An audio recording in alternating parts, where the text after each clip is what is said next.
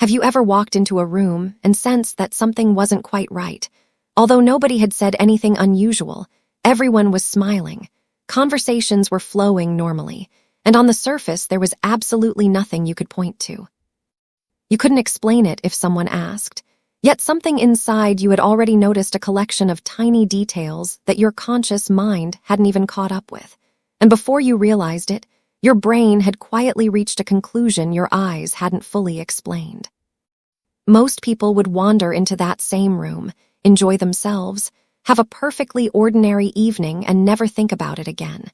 But your experience is different because, while everyone else is living the moment, another part of your mind is observing it. It's watching faces, listening to voices, comparing expressions with memories, noticing the pauses between sentences and asking questions that most people never even think to ask. Why did they hesitate before answering? Why did that smile disappear just a little too quickly? Why did the atmosphere change the moment that person walked through the door? The strange part is that you probably don't decide to do any of this. It happens automatically, almost like your mind has its own invisible radar that's constantly sweeping the landscape for patterns, long before you've consciously decided whether there's anything worth noticing. People usually call this overthinking. I'm not sure that's the right description. Overthinking suggests you're inventing problems that don't exist. But what if your brain isn't creating extra information at all? What if it's simply collecting more information than most other people notice, leaving you with far more pieces of the puzzle to sort through? That feels like a completely different conversation. Because awareness has become one of those words we admire without really understanding. We tell children to be observant, we praise emotional intelligence, we celebrate people who are perceptive, and it's easy to imagine that noticing more must automatically make life richer. Sometimes it does. You notice kindness that other people overlook. You spot beauty in ordinary places. You recognize small acts of generosity that pass everyone else by. But awareness doesn't only illuminate the beautiful parts of life. It lights up everything. Imagine sitting in a cinema with a group of friends. They're laughing at the jokes, enjoying the story and getting lost in the film, while your attention keeps drifting somewhere else. You notice the actor who hesitated before delivering a line. You catch the expression on somebody standing in the background, and you find yourself wondering why a particular scene suddenly felt different, until you realize you've spent so much time analyzing the experience that you've almost forgotten to simply enjoy it. Now imagine carrying that same habit into everyday life. Conversations become puzzles. Relationships become investigations. Silence becomes something your brain wants to solve. Even ordinary moments can quietly transform into detective work because your attention keeps searching for meaning beneath the surface. People often assume that's intelligence. Intelligence may help, but I don't think it's the real story. I think it's adaptation. Whenever human beings become exceptionally good at something, it's usually because, somewhere along the way, that ability became important enough for the brain to invest enormous energy developing it. A musician hears notes that everybody else misses. An experienced mechanic hears an engine and instantly knows something sounds wrong. And a wildlife photographer notices movement in a forest that everyone else walks straight past. None of them possess magic. They've simply trained their brains to recognize patterns that other people filter out. Your nervous system can do exactly the same thing with people. It learns the tiny changes in someone's voice, the difference between a genuine smile and a polite one, the shift in mood before anyone admits they're upset, and the invisible emotional weather that hangs in a room long before the first drop of rain begins to fall. The real question isn't whether you notice these things. The real question is why. Why would a brain become so remarkably skilled at reading emotional weather unless, at some point in life, reading emotional weather became important? Children aren't born worrying about tension between adults. They learn it. Somewhere along the journey, the nervous system discovers that paying close attention makes the world slightly more predictable. If you can recognize the signs that somebody is becoming angry, perhaps you can stay quiet. If you can sense disappointment before it's spoken aloud, perhaps you can fix it. If you can read the atmosphere quickly enough, perhaps you can avoid becoming part of the storm altogether. Nobody sits a child down and teaches that lesson. The nervous system teaches itself. That's one of the remarkable things about the human brain. It doesn't wait for formal education. It quietly observes, collects evidence, and builds rules about how the world works. And once those rules have helped keep you safe often enough, they become automatic. Years later, you no longer remember learning them. You simply believe that's who you are. You describe yourself as someone who's naturally observant, highly empathetic, or unusually sensitive, never realizing that what feels like personality may have begun as adaptation, and what once protected you has slowly become the way you experience every conversation, every relationship, and every room you walk into. There's another side to this that people rarely talk about. It's exhausting. Not because you're weak, not because you're anxious, but because your brain rarely gets permission to stop working. Imagine having dozens of browser tabs open in your mind all day long, because one is quietly replaying something you said yesterday.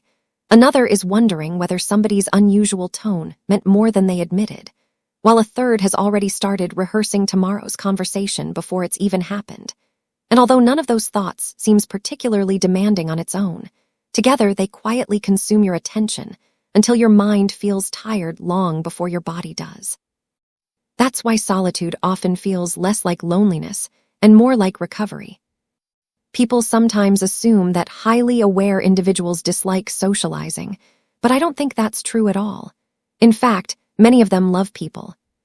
What they don't love is the enormous amount of information every interaction generates, because while someone else simply enjoys the conversation, your mind has collected facial expressions, pauses, contradictions, emotional shifts, and half-finished sentences that continue echoing long after everyone else has moved on.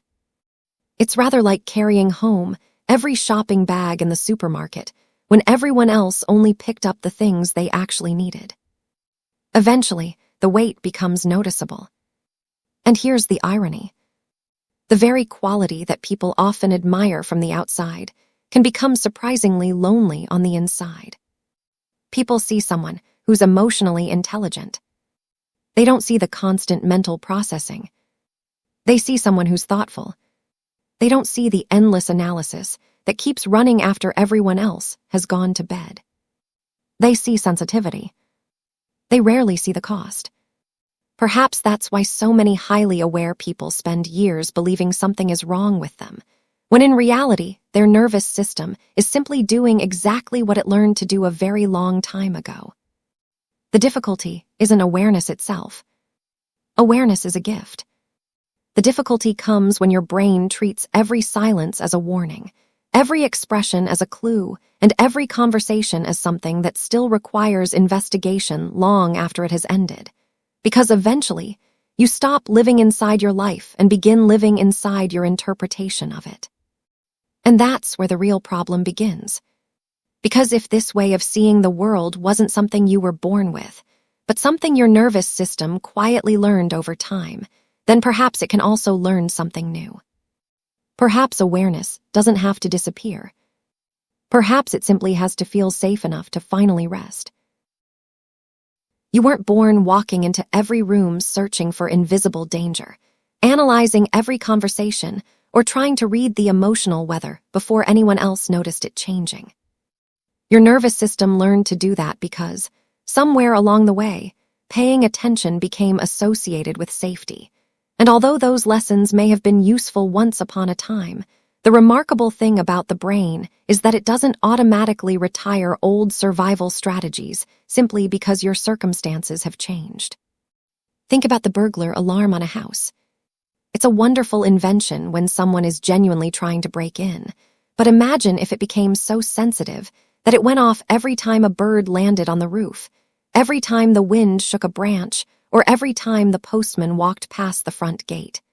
The alarm hasn't become more intelligent.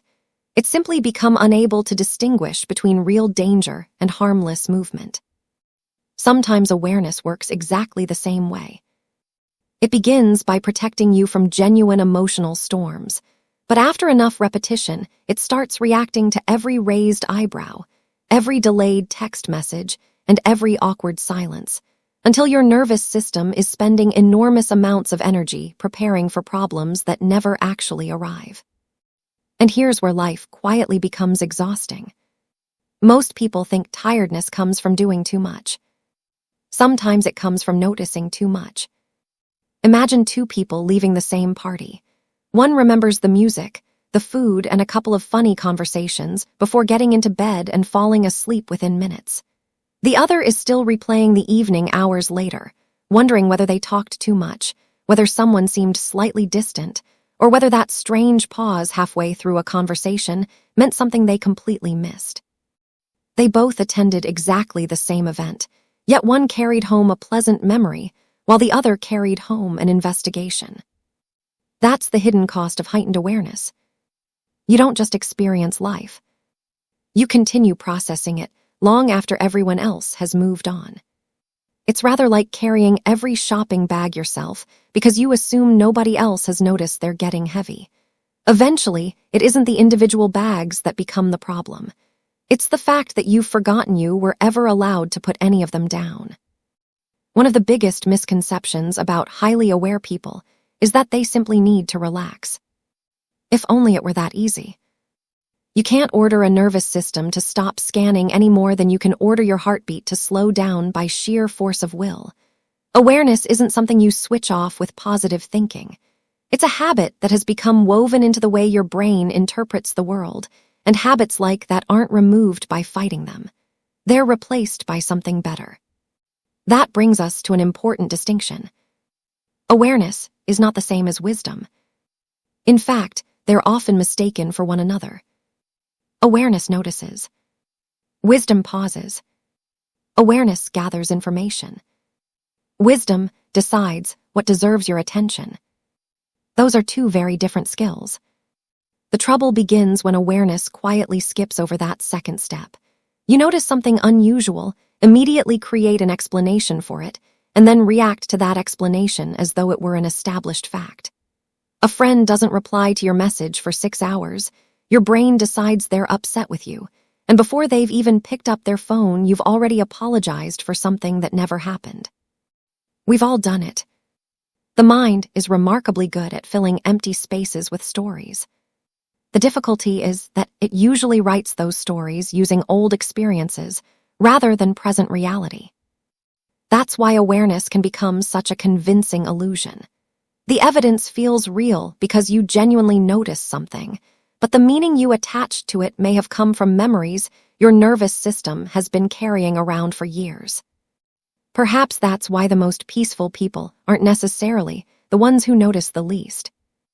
They're often the people who have learned to separate observation from interpretation. There's an enormous difference between saying, "They look distracted," and saying, "They're definitely angry with me." One is an observation. The other is a conclusion. Your mind rarely suffers because it notices reality. It suffers because it races ahead and tries to explain reality before reality has finished unfolding.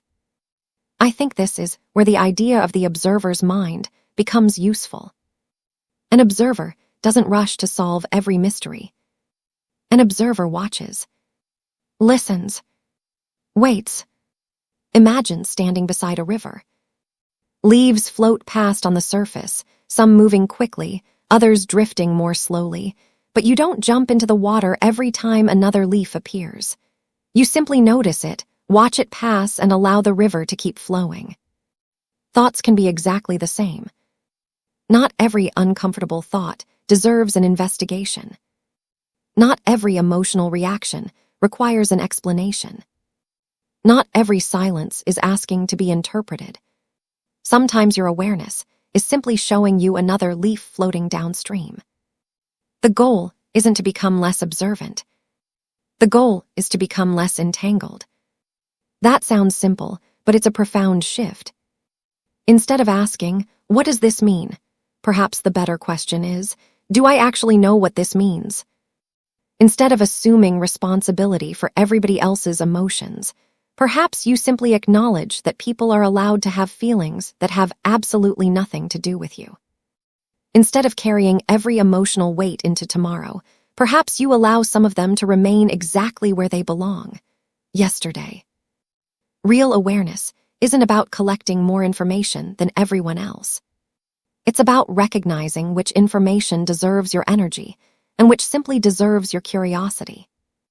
Because there will always be expressions you can't explain. There will always be conversations you don't fully understand. There will always be people whose behavior remains a mystery. That's not a flaw in your awareness. That's simply part of being human. Perhaps the greatest freedom comes when you finally stop believing it's your job to solve every puzzle your mind discovers. Maybe you were never meant to understand every silence. Maybe you were never responsible for carrying everyone else's emotional weather.